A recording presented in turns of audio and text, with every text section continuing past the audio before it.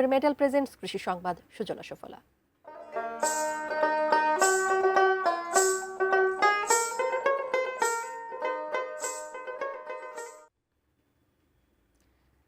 কুষ্টিয়ার দৌলতপুরে বন্যার ক্ষতি পুষিয়ে নিতে পদ্মার চরে মুড়িকাটা পেঁয়াজ চাষে ব্যস্ত কৃষকরা। আবহাওয়া অনুকূলে থাকায় এবার ভালো ফলনের আশা করছেন তারা। এবছর বন্যার পানি নেমেছে অনেক দেরিতে, তবে পানি চলে যাওয়ার সাথে সাথেই পেঁয়াজের বীজ বুনেছেন চাষিরা।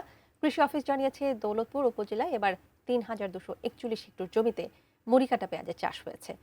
কৃষকরা জানান বিঘা প্রতি তাদের ৫০,০০০ টাকার মতো খরচ হবে। আবহাওয়া অনুকূলে থাকলে প্রতি বিঘায় ৮০ থেকে ৯০ মণ ফলনের আশা তাদের। বাজারে দাম ঠিক থাকলে খরচের কয়েক গুণ লাভ হবে। তবে বিদেশ থেকে পেঁয়াজ আমদানি নিয়ে শঙ্কায় আছেন কৃষকরা।